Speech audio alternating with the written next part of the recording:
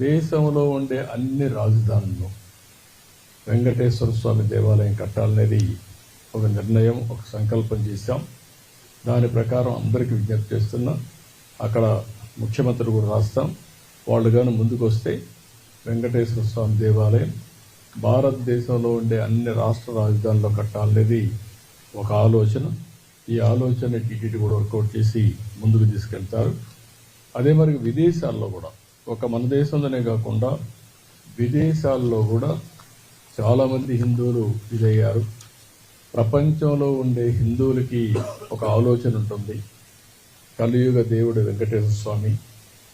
ప్రతి ఒక్కరూ ఒకసారి కానీ ఎక్కువ సార్లు కానీ ఇక్కడికి వచ్చి దర్శనం చేసుకోవాలనేది ఒక సంకల్పం.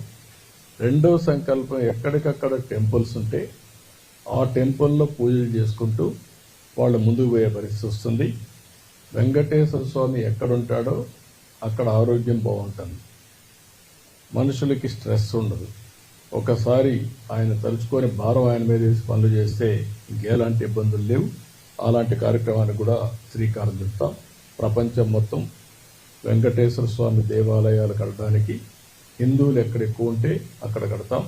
దానివల్ల అక్కడ ఉండే వాళ్ళు కూడా అందుబాటులోకి వస్తాయని చెప్పి కూడా నేను మీకు తెలియజేస్తున్నా.